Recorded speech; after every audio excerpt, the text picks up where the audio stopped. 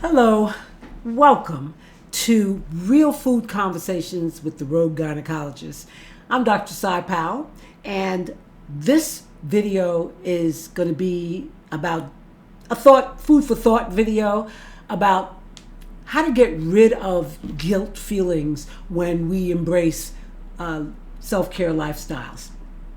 I just did a amazing Bold Brave Media TV video and YouTube presentation with Mireya Alicia Cortez, who has been for 21 years working in the public health sector in Los Angeles, but who recently had a major transformation and has segued into a very wonderful, enlightened way of understanding her life, coming back from the brink of considering suicide, and then forging ahead to complete a marathon and then to create a business to help other women recognize when they need self-care and actually employing self-care so that they can be better selves, whole persons, so that they can then help others. We just did that. That's on Bold Brave Media TV and YouTube. My show, Balanced Living, March 12th, 2022. Check us out because it's an hour video. Today, I'm just piggybacking on that to highlight some of the salient features, points that came out. And there are basically three big bullet points that we need to consider. And they're going to be having self-empathy, self-awareness and insight. And then the third one is self-compassion and kindness. So those are the three components of the general self-care lifestyle. How do you know if you even need self-care? Witness your thoughts. Are they negative, shaming, anxiety-provoking, overly critical? Some of mine. Blaming, fearful, frustrated, aggravated, tense, difficulty sleeping, difficulty with being clear on your thinking, or difficulty listening or doing your daily tasks, depression, and the big mama where we don't want to go is the suicidal ideation. That's how we say it in medicine. When you are thinking about no longer wanting to live, you need big time self-care if you get to that point. We need to get you away from there before that happens, because that's, I consider, a medical emergency. Okay, one of the major steals, because a lot of times we do that, we hear other people that are in our arena speaking similar like-minded thoughts and that we have. One of the things that we do is we borrow or steal some of their really good ones. And Mireya had a Grand Canyon epiphany where she says it was very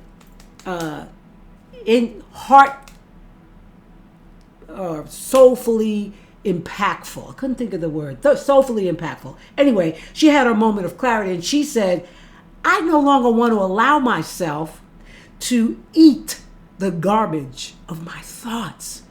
Now that's deep.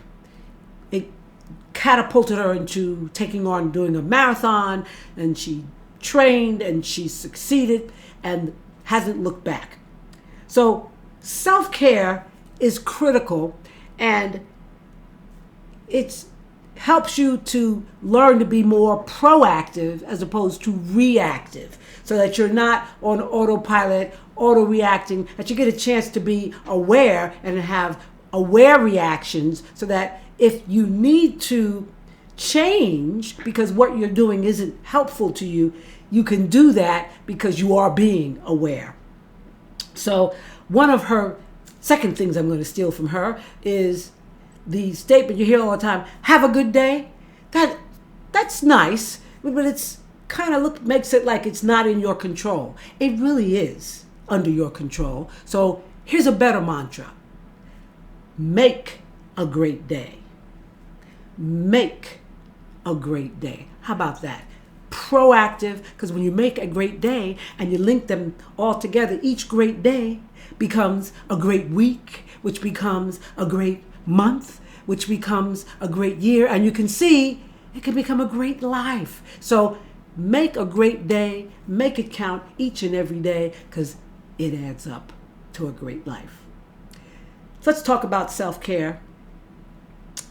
Once you make a great life, once you are filled up with positive energy, you're rolling, now you are energized to help others, to be of service, to find your purpose, because you can find ways that to dismantle and understand the experiences that brought you to where you are now, and figure out how to get them to get insights and how to get them to let you go to where you are becoming. Because we are all aging, we are all living, and we should be evolving. And as we age, that's called aging wisely.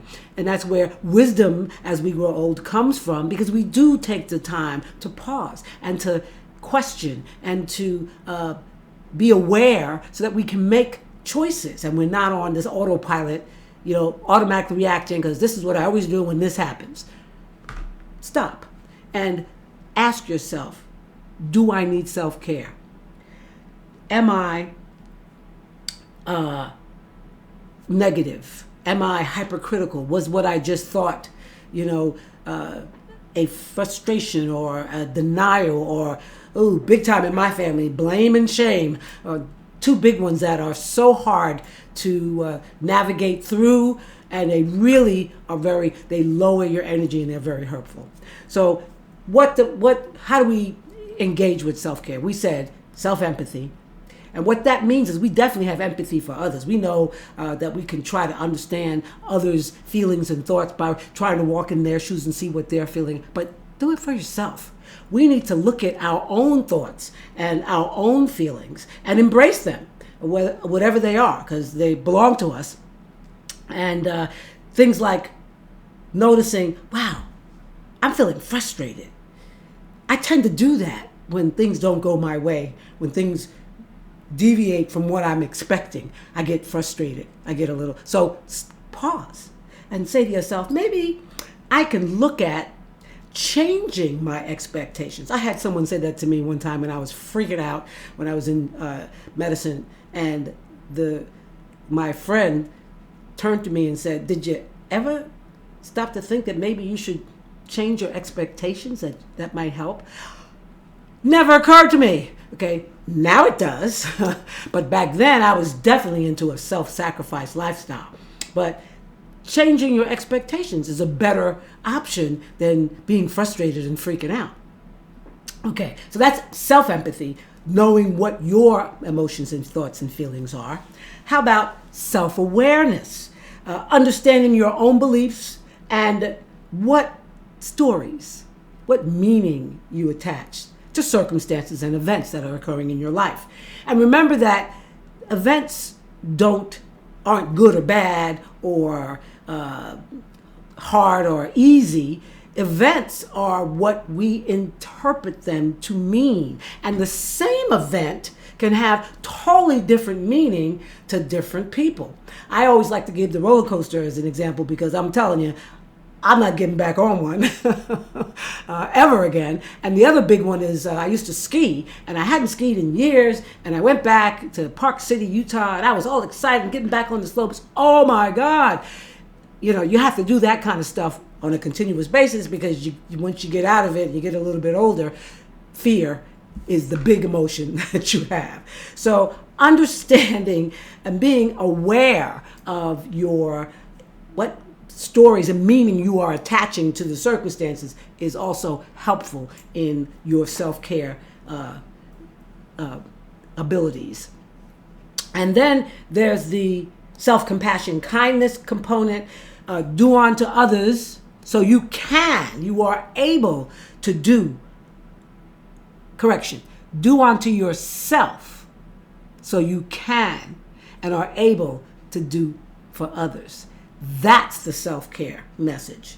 Do unto yourself so that you are then you can do for others. That's a big one for, especially for women and the type A, professional women and the caregivers. We are raised to be nurturers and to always be taking care of other when we should offer ourselves the same level of compassion and caring that we give to others.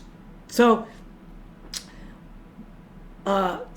keeping our vibrational energies high with positive thoughts of love, of joy, kindness, awe. When Mireya went to the Grand Canyon, awe took her over, filled her soul. Joy. These are happiness. These are the strongly positive self-care, self-compassion emotions that really raise your vibrational energies very high. And we are all about managing our vibrational energies. You don't know that, but you should, because that's what we do. Since our thoughts are energy and our thoughts control our reality, it is up to us to manage what goes on up here and be aware of when we're thinking something that's on the negative and on the low vibrational side, pausing, asking ourselves questions. Is this it? Is there another perspective? So it is through remembering to care for ourselves that we go strong enough and interested enough to be of service to other people. And that's clearly what happened in the case with not only myself, because I went rogue, left medicine, and embraced a totally self-care lifestyle for once in my life, instead of that 30 years of self-sacrifice career that I had, 30 plus years. So functioning, keeping going on a drained or low vibrational energy bucket, you can do it, but you end up using very maladaptive coping mechanisms to keep you going. Things like, drugs and alcohol and, sex and food and, being a workaholic. That's what I was. These all are behaviors that can make you feel better temporarily, but they rapidly become counterproductive. So by engaging one's self-care toolkit, that's the key. And not just engaging your toolkit, finding your tribe. We are beings that like to belong, that like to be together, that like to be connected. So being with like-minded people elevates you, helps you to share your journey, work through similar problems, know you're not alone, know that it's not just you, and that things can get better and do get better when you take care of self. So let go of all the negative, embrace the positive emotions, and work towards self-empathy, self-awareness, and self-compassion, so that you can be a whole you, filled up with positive, strong vibrational energies that you can then share out into the world. So if you would like to connect with Mireya, it's Mireya.a.cortez, Cortez, @gmail.com. You can connect with me at balancetobloom.com, or my calendar, which is Calendly, calendly.com/DRSOYINI. Also, please subscribe and turn on the notifications, because there's more to come. And if this resonates with you, please feel free to like and share. I look forward to reconnecting with you. And in the meantime, make yourself a great day. Thank you.